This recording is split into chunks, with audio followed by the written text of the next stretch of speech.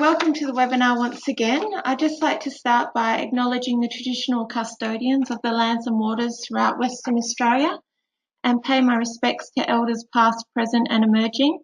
At Injury Matters, we recognise the importance of continued connection to culture, country and community for Aboriginal and Torres Strait Islander peoples. So just some quick housekeeping before we get started. Can we please ensure that microphones are to mute, and we've also delegated some time at the end for questions. If you do have any questions for Peter, please send them through in the chat tab and we'll go through them at the end of the presentation. So who are we? Injury Matters has been a leading not-for-profit injury prevention organisation in WA for over 26 years. With a vision for safer people and places, we work to prevent and reduce the impact of injury and support those affected. Our flagship programs include Stay on Your Feet WA, Road Trauma Support WA and No Injury. Our Stay on Your Feet educates community members and health professionals on how to keep active and alert to prevent slips, trips and falls. Road Trauma Support WA provides information, education and counselling services for people affected by road crashes. And No Injury provides knowledge, training, resources and networking opportunities for health professionals, local government, not-for-profit and community organisations to prevent injuries. It is through the No Injury program today that this webinar is delivered. I would like to acknowledge the state government through the Department of Health who fund the No Injury program.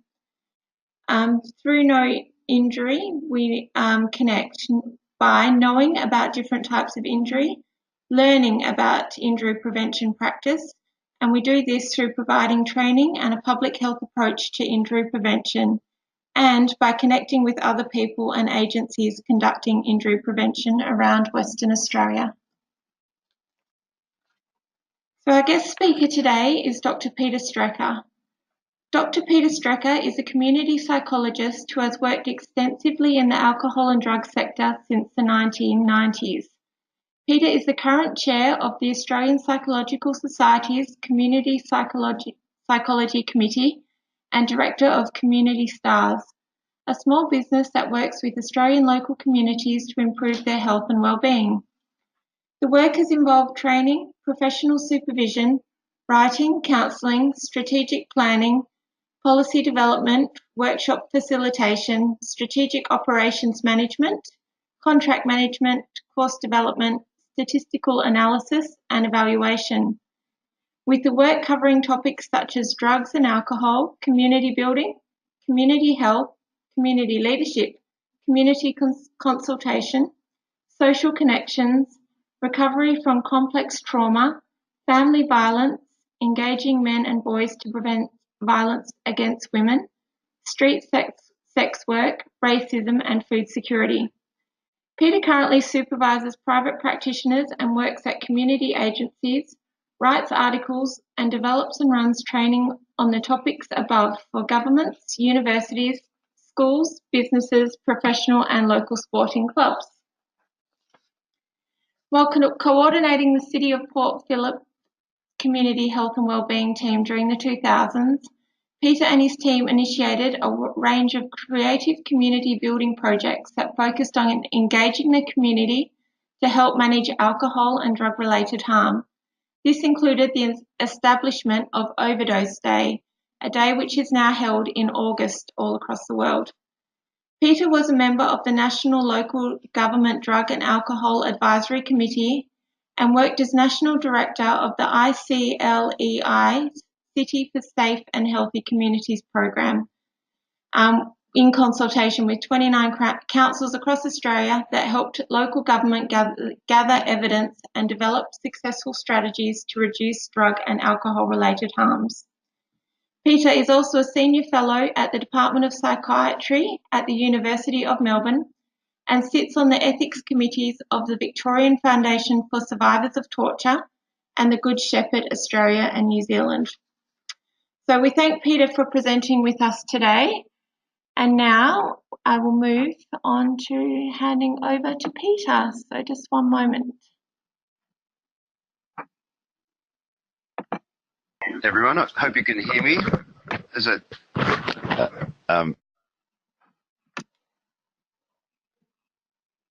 For that welcome, Glenda, and hope everyone can hear me. It's afternoon over here in Victoria, so I'm wishing you good morning in WA. I also want to start by acknowledging the Indigenous custodians on the land in which we're all meeting today in any part of Australia, particularly the elders past and present and any Indigenous people we've got listening with us today. In my normal workshops where I'd be doing this face-to-face, I'd encourage everyone to be putting in and asking questions and advertising your own best ideas as much as possible. But it's a bit harder to do with a webinar. So I'll encourage you to do that at the end. If you've got any good ideas or things that you're doing in your own local communities that you want to promote, please send that through to us so we can all learn from that. I'm a strong believer that the group brain is better than the person who does most of the talking. What I'm going to be talking about today is just a very quick overview of the current alcohol trends. Then I'll be looking at the impact of alcohol on local governments, what works in reducing alcohol-related harm in communities, what can local governments influence. I'm going to spend a bit of time at the end on the politics of alcohol management and how to influence even when we don't have lots of authority. And then I'll conclude by talking about a little bit about developing plans that will stand the test of time.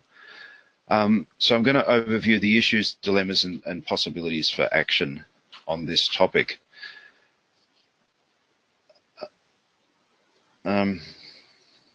Sorry, just can't get to the next slide.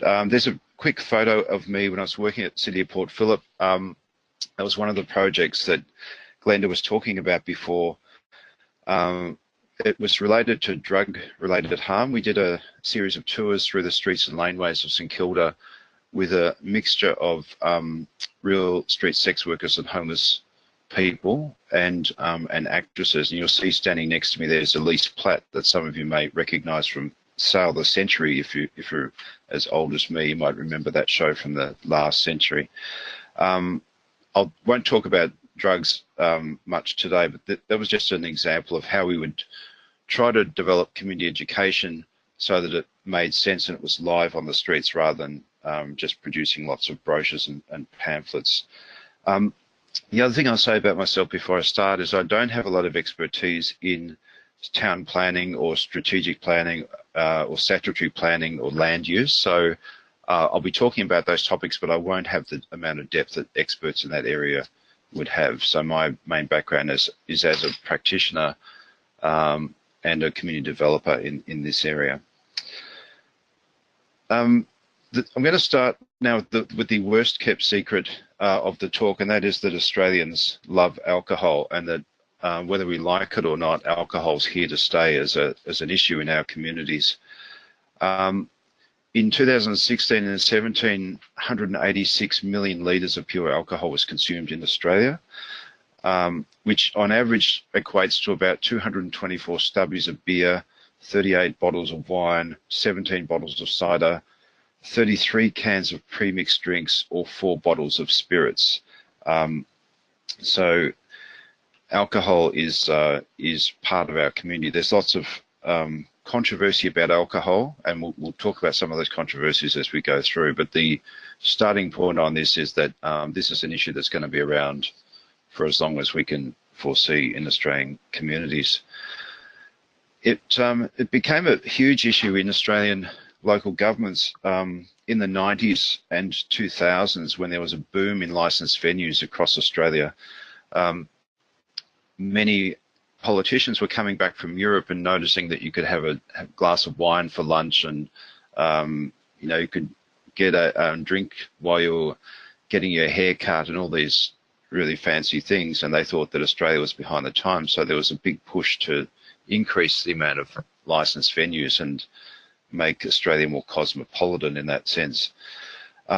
We also saw a huge expansion in operating hours during those times. So there was alcohol was available for longer periods of time, particularly late night trading. Back when I was young, I promise I won't have too many of those old man stories as we go through, but the pubs would typically shut at about 11 or 12, and there'd be a few nightclubs open until maybe 1 or 3. And, you know, if you looked really hard, you could find 1 or 2 in Melbourne that would be open till 5 or 7. But there wasn't that many. During this period, there was heaps that started to operate until 3 or 4 or 5, or some were 24 hours a day. The irony in this expansion is that it also increased people's use of amphetamines so they could stay awake and keep drinking through the night. So that was during this period when we saw increases in other drugs like ice and other forms of amphetamines. We also saw new opportunities for economic development as different sorts of businesses could now become licensed, like cinemas or hairdressers, so people could drink wine or beer when they're watching the movie, or they could drink wine or champagne or something while they're getting their hair cut. Even in Melbourne, there were laundromats that were licensed. So that was exciting times for operators who could then start to cash in on the dollar that alcohol brought. But as local governments found out, it came with a lot of baggage as well, which we'll talk about throughout this session. It was also a big boom time for Australian governments, particularly state and federal governments, who collected $16 billion worth of alcohol taxes in 2015. That was the latest figure I could find. Of course, the issue for local government is that they received none of this money. So local governments often had the dilemma of being charged with mopping up many of the alcohol-related problems in communities, such as the litter and waste and so forth, but not getting any of the direct income. So that was a huge problem for local governments. Many state governments would argue, though, that that local governments did receive money, but it just wasn't directly from that source. I'll leave that debate for others to continue. Here's some quick trends. I won't spend too much time on the latest alcohol trends in Australia. The big thing that's of notice is that people are drinking less in Australia than they have since about 1961. So the most recent figures were Australians were drinking 9.4 litres per person, compared to figures which were much higher than that. I think the era of peak beer was in the 1970s, when Australians were drinking at their heaviest levels. But now we've gone back to 1961 levels. And for those of you who are thinking that, you know, back in the 60s, people used to be drinking all the time, the issue back then was that often women wouldn't be drinking heavily at the start of the 1960s. That became more of a trend towards the late 60s and 70s and onwards. And there's lots of speculation about why Australians are drinking less now.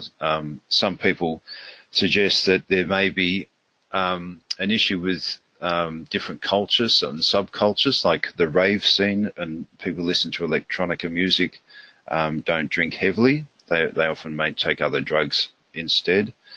There may be part of it may be explained by new cultural groups coming to Australia who don't drink or don't have histories of drinking much, particularly people who practice the Muslim faith, or some Asian or African Australians don't have a heavy drinking culture. So that may account for the drop in drinking. Some people think that the enforcement regulations have stepped up in the recent years, so people are doing less drinking underage. I remember, again, when I was young, it used to be fairly easy to buy alcohol from a bottle shop, but it's much more difficult now. And there may be just other options available that don't revolve around drinking. We're also seeing that risky drinking is declining, and that more young people are abstinent, so they're not drinking at all. In the latest figures I've got here suggest that 81% of people aged 12 to 17 were abstinent, so they didn't drink at all, which compares to just over half of the population in 2004. So it's quite a dramatic change. And they're continuing this change at higher levels too, even when they're getting into their early 20s. So 18.5 young people were, percentage of young people were abstinent in the 18 to 24-year-old bracket compared to 10% in 2004. So we're seeing trends that alcohol is being used less. We also, with that, we're seeing that alcohol-related harm is decreasing, and the figures are mixed on that. So I won't go into great detail on that. But household spending on alcohol has been stable since 2009, which is approximately $32 per week. What we can take from that is that the price of alcohol is remaining the same as the price of alcohol has increased recently. So people are paying the same, but they're drinking less. Having said that, we don't want to take our eyes off alcohol because it's still the most common drug that people seek treatment for. If people got drug or alcohol problems, alcohol is still the number one drug that creates issues for people. And it's highly problematic for many individuals, communities and local governments. It wreaks a lot of harm in our culture, as well as giving other people joy. So it's a mixed blessing. So we can conclude from that alcohol is a headache, not just for individuals who over-consume, but also for local governments. It's a very serious issue that we still need to pay a lot of attention to. It exerts an impact on local governments in lots of different ways. When we're doing analysis of the costs of alcohol on local governments, some local governments, like the City of Brisbane, which is Australia's biggest local government, we're paying millions of dollars per annum on managing alcohol-related issues. When we talk about the impacts on local governments, we're not just talking about financial costs, though. We're also looking at the other resources like staffing time that are used, the stress that's involved with managing complaints and listening to complaints, all the time and effort that's put into planning and prevention, the impact on the amenity of the local areas, whether people see them as dangerous areas or safe areas, the reputation, the atmosphere, and the impact on the economy. You know, there's often a mix the local governments are looking for in their local shopping strips or their local economy, where there's some life in the local area, but we don't want it to be either completely dull or really scary. So finding that balance is quite difficult. Violence has a big impact on local governments, not just on the reputation, but also on the health and well-being of people around the area, not just those who live there, but also those who visit. Property damage is a huge issue that local governments are involved with. Not all of the property that's damaged is owned by local government, but certainly there's substantial amounts that are. Antisocial behaviour causes problems. The community's perceptions of safety are impacted. Alcohol-related litter is a huge impact, not just the bottles and cans like the ones you can see on the screen there, but also the litter that's produced by late-night takeaway venues like hamburger shops and kebab shops and so forth that's related to alcohol-related use. Local governments are also expected to clean up body fluids. I won't go into the graphic details of what they involve, but you can imagine that. It's also involved in traffic crashes and the impact on the health and well-being of residents, such as deaths and injuries from alcohol-related falls and drownings and so forth. When we look at the particular areas that are impacted, waste management is a massive issue. When we talk about waste management, we're not just talking about the garbage and litter that will be collected anyway by local governments, but also the extra collections that some local governments have.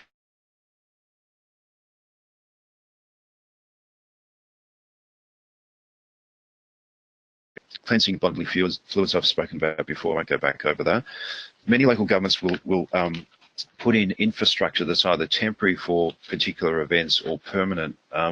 There's lots of controversy, for example, over CCTV and whether it's worth it or not.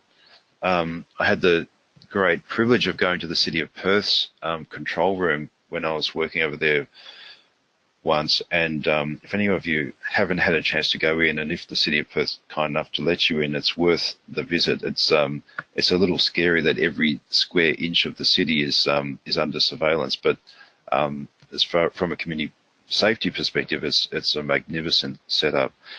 And I've noticed also that the City of Perth had an article recently where they spoke about the benefits of CCTV in stopping burglaries and crime.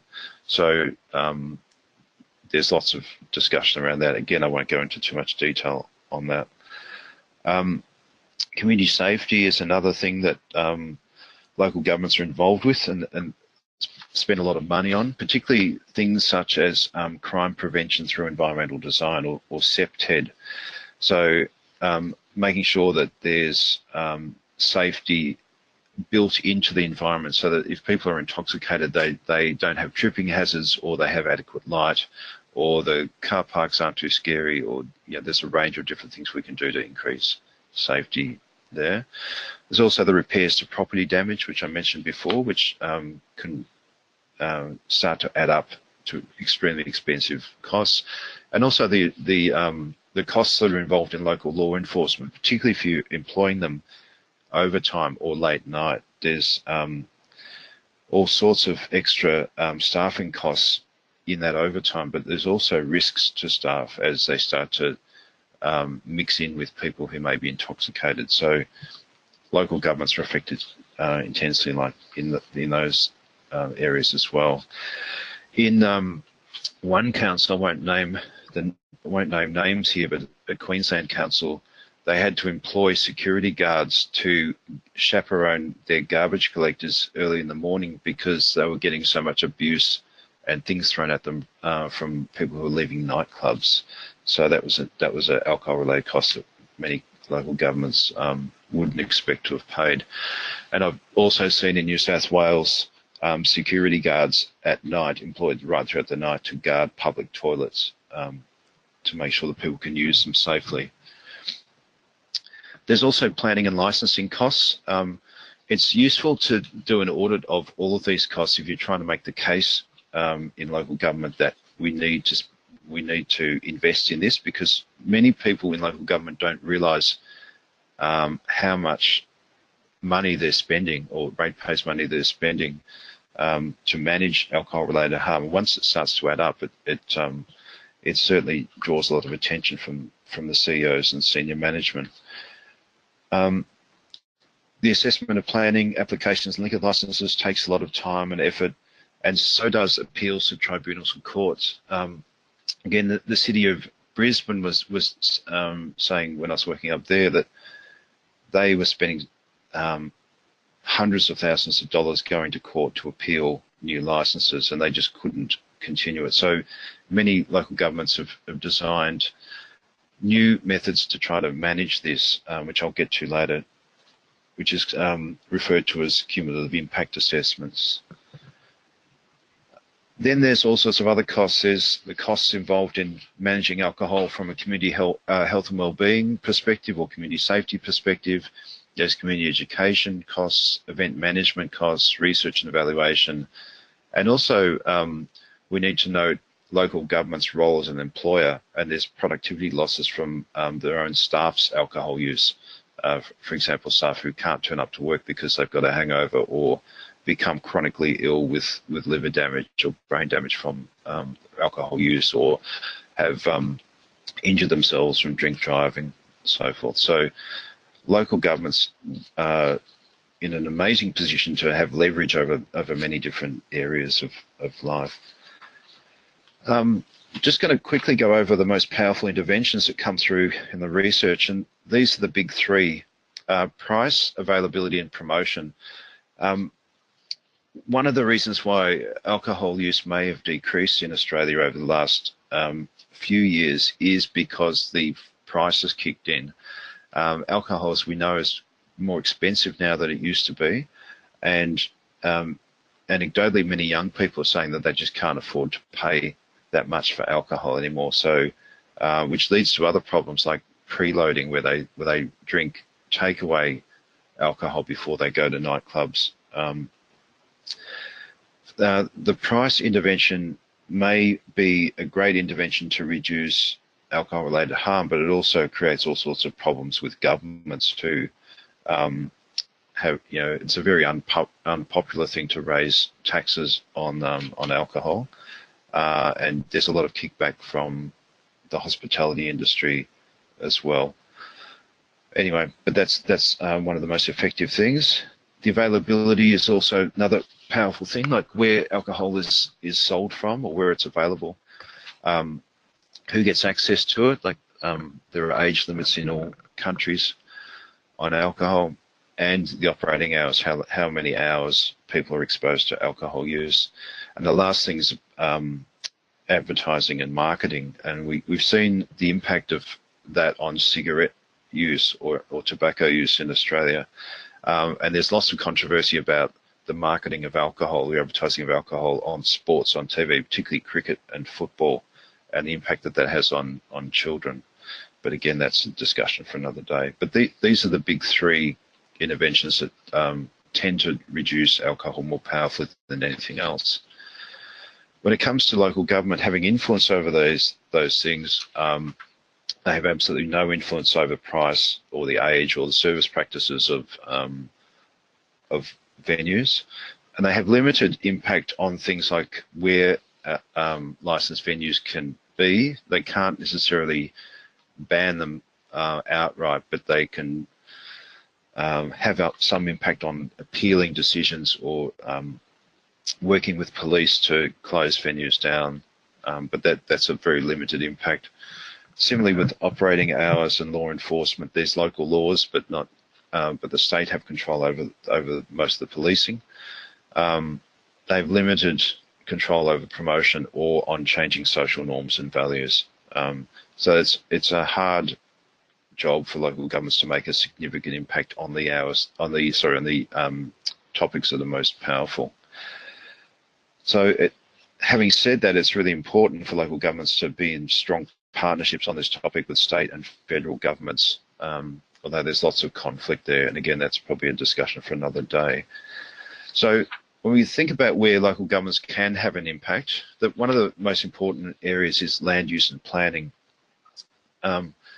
So how local governments can build safe environments that, as I mentioned before, have adequate lighting and low tripping hazards, and they can build in taxi ranks and other things like that, which can help people with pedestrian barriers to stop drunken people from walking onto the roads, things like that. Local governments can track the growth and effects of where the licensed venues are and what impact they're having. The City of Sydney did this extensively before they developed papers that recommended the lockout system in Sydney and King's Cross. We know that's had mixed results as well. Some people think it's wonderful, some people hate it. So there's never an easy answer when it comes to this, because alcohol brings about such strong opinions with different people. We can also, local governments can also encourage a more diverse business mix where there's non-alcoholic entertainment late at night. In Melbourne, we have a street in Carlton called Lygon Street, which is extremely vibrant late at night, and it's got a very low alcohol use. There's no nightclubs there. Most of the late night entertainment revolves around cinemas and bookshops and restaurants. And I'm sure there's other areas around Australia that have the same sort of thing. Other local governments have experimented with nighttime economies, such as night markets and cinemas. Last time I was in Perth, I noticed there was an outdoor cinema that had been set up in Perth. There's also arts events like the White Night Festival and other things which local governments try to do to diversify the mix so that we're not just being entertained in alcohol-rich environments.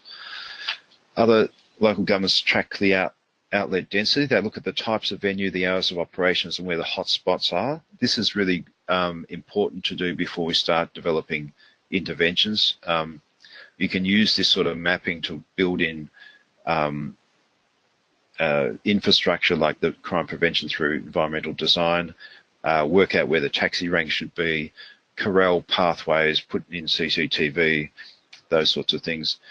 We also know that some of the hotspots in and around licensed venues aren't necessarily the licensed venues themselves, but the places where people congregate after they've left the venue, such as fast food outlets or taxi ranks where people might be jostling for a taxi, or people might be intoxicated and interacting at a fast food venue. So sometimes it's it's important to not just focus on the licensed venue, but also the other surrounds as well.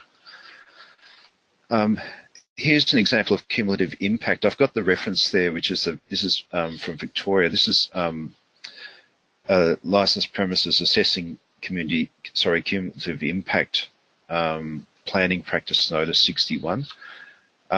Again, I won't go through a lot of detail here, but it's worth having a look at to see how the local governments can interplay with state government planning regulations to look at the negative and the positive cumulative impact that comes from different types of clustering. What this assessment recognises that the clusters of licensed venues aren't necessarily a good or a bad thing. It certainly depends on the context. In some cases, clusters of licensed venues may be beneficial because you can build a lot of infrastructure around that area, such as public toilets and taxi ranks and lighting, and contain the difficult issues to a small area.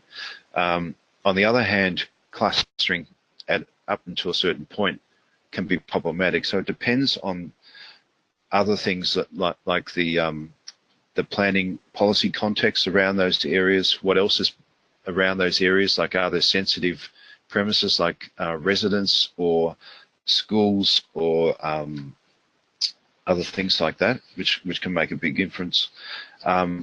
What's the mix of the licensed premises? Are they sit-down restaurants, or are they venues that have over 200 people capacity that that bring a whole lot of people into the different area?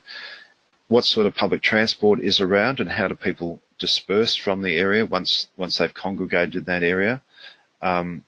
Is there queuing at some of the clubs?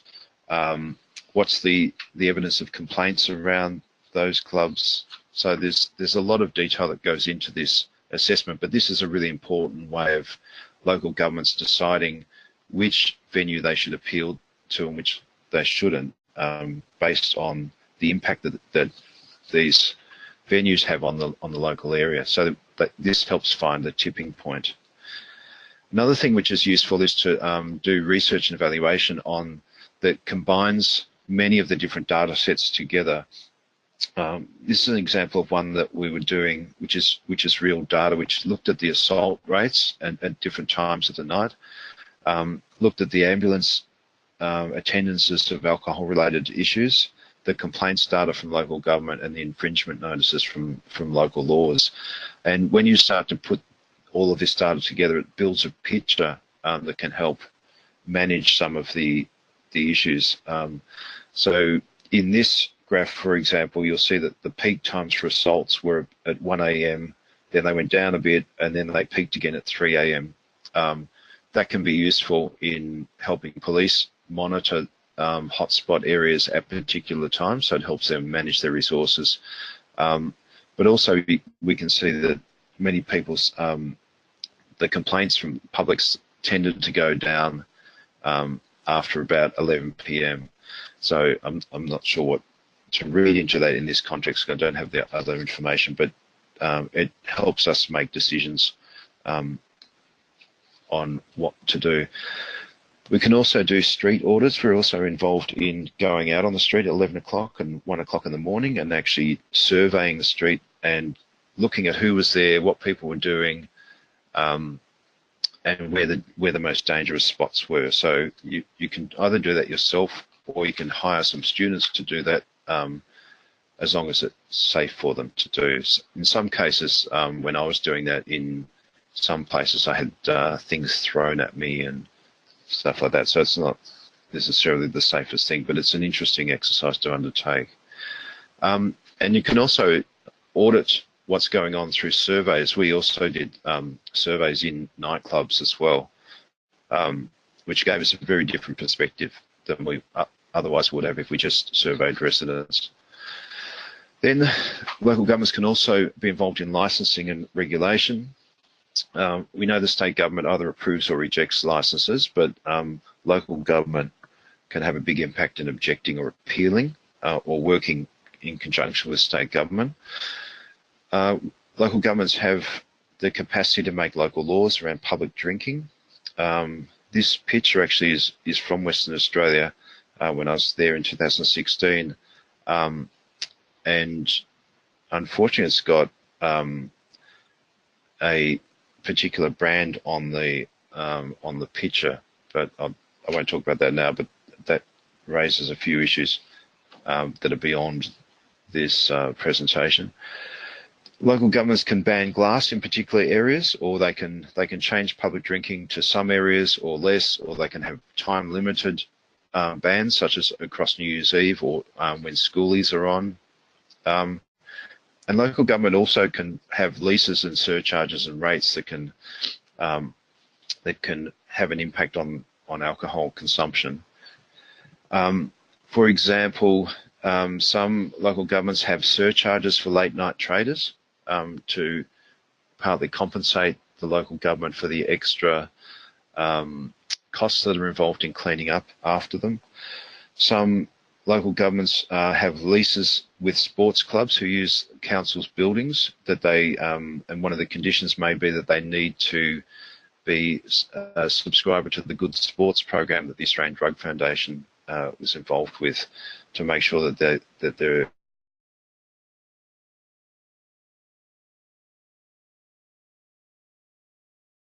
Then there's event management. I won't go into too much detail. Oops, I won't go into too much detail with this, other than to say that there are many events on public land that local governments can have a big role in.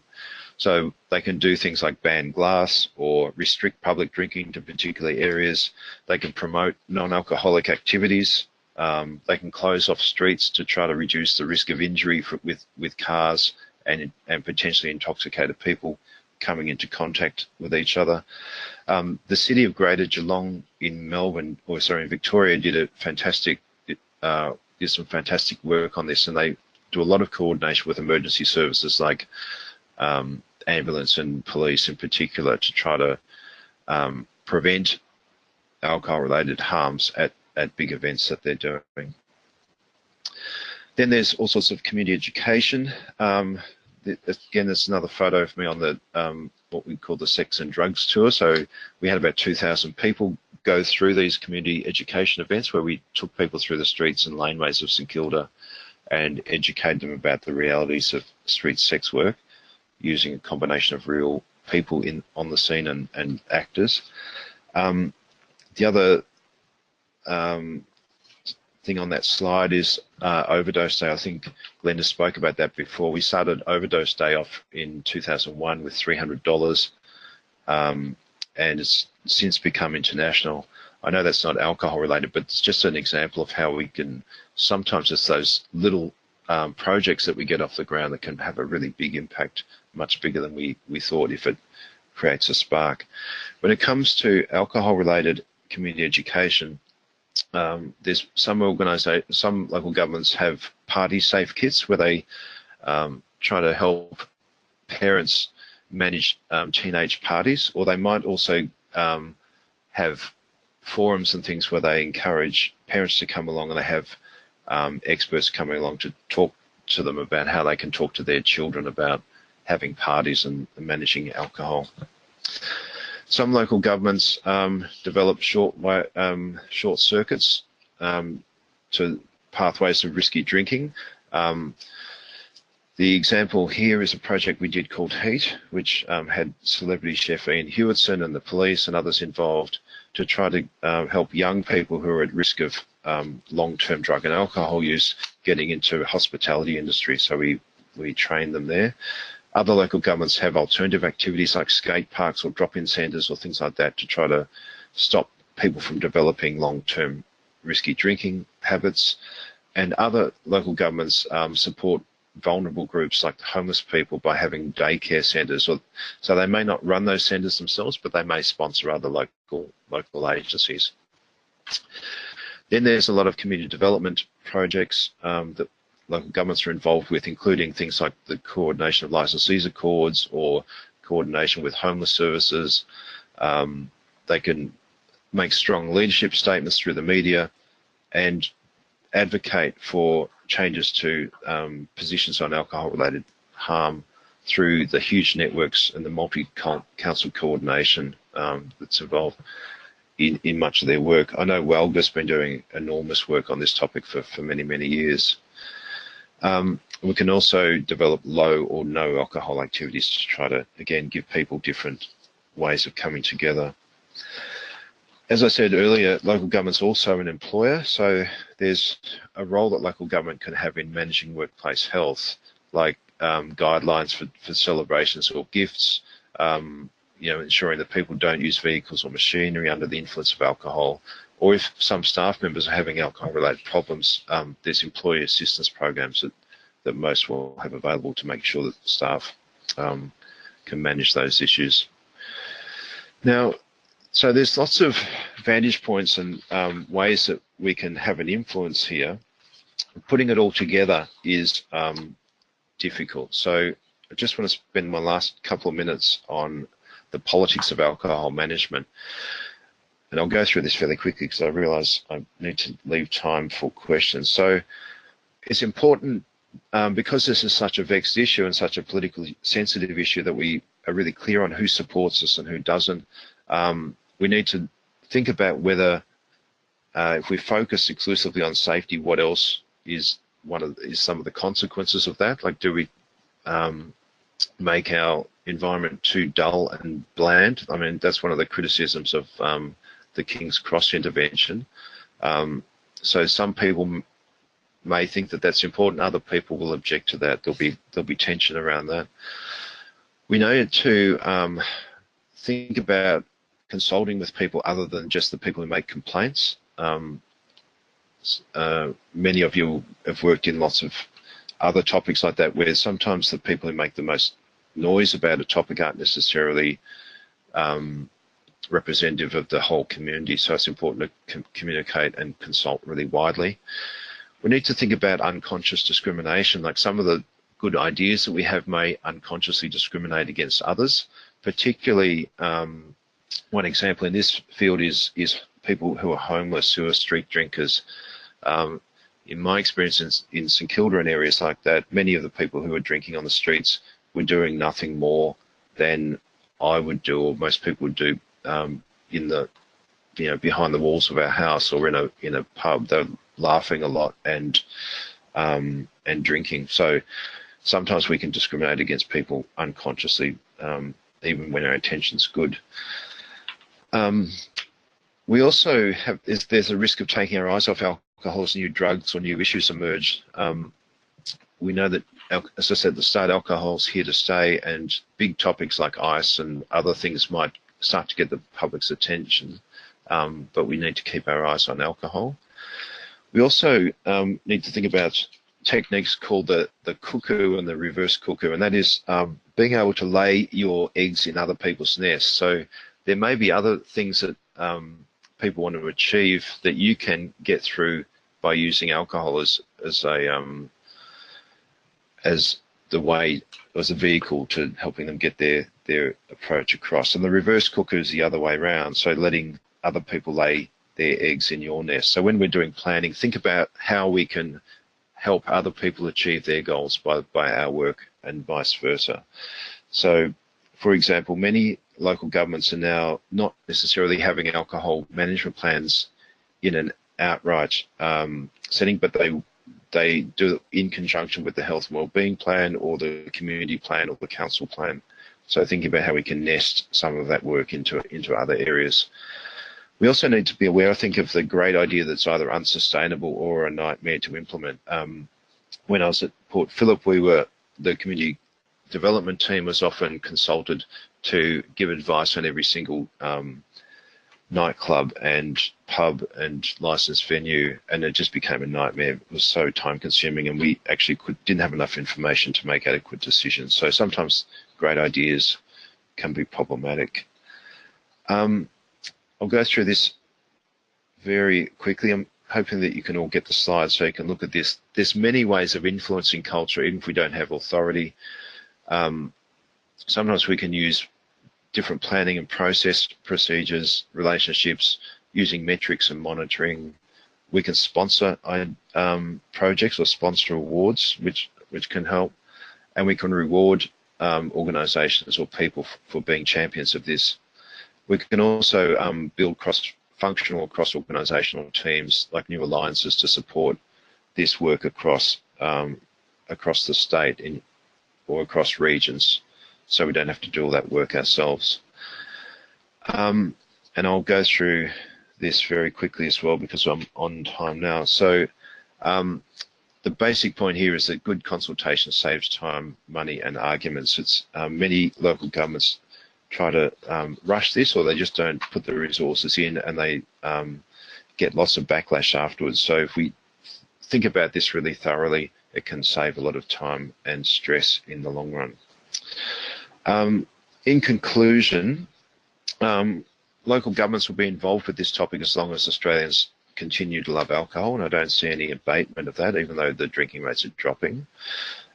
Local governments have limited influence but can make extremely powerful contributions across a wide number of fronts, possibly more than any single agency or organisation I can think of.